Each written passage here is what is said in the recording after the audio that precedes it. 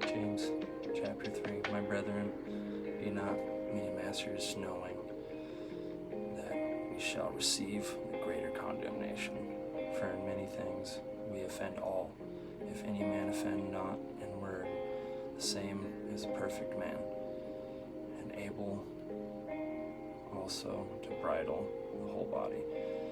Behold, we put bits in the horses' mouths, that they may obey us, and we turn about their whole body.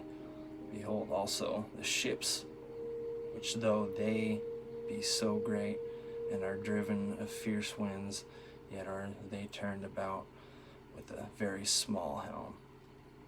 Whithersoever the governor listeth, even so the tongue is a little member, and boasteth great things. Behold how great a matter a little fire kindleth. And the tongue is a fire, a world of iniquity.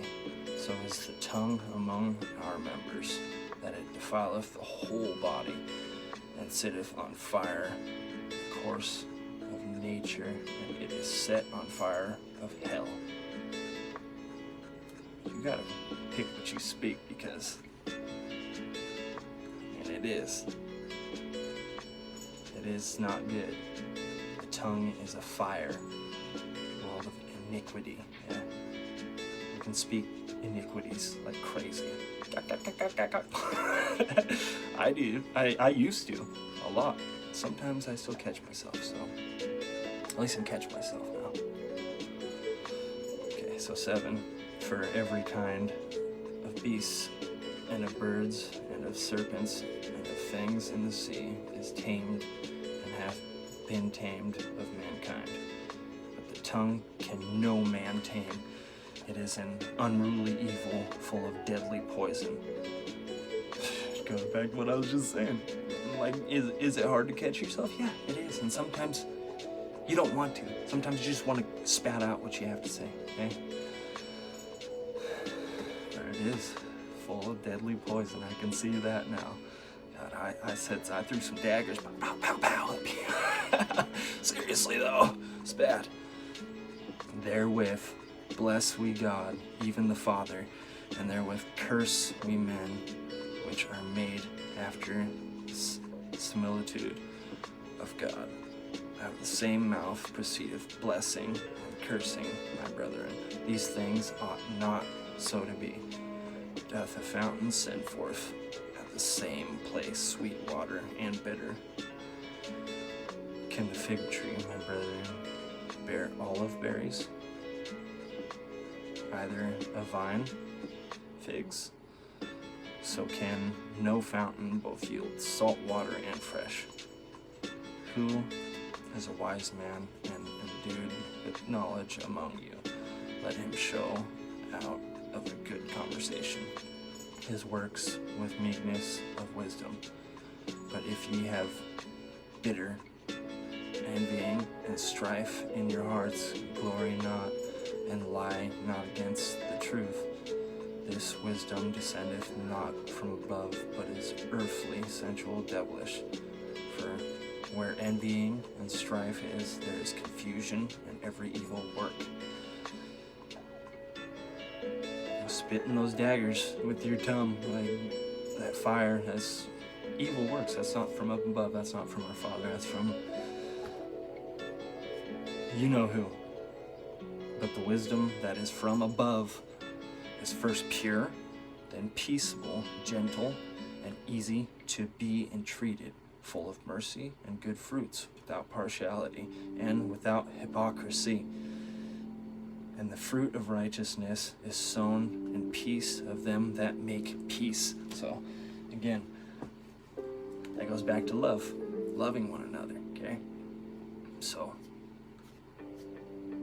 that fruit that we're sowing, if we're sowing the envy and the strife and all that stuff on other people, being rude, shoving off our insecurities on other people, is that a good thing? No, that's not coming from up above. Up above comes from this here.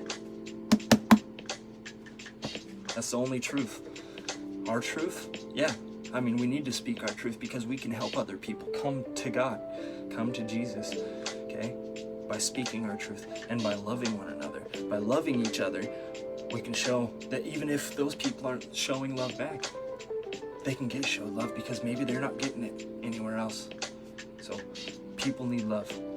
I wasn't getting it before, and I had some, I was spitting those daggers, all those flame, pow, pow, pow, left and right, and I could say some stuff. Oh my God, I was one hell of an argument.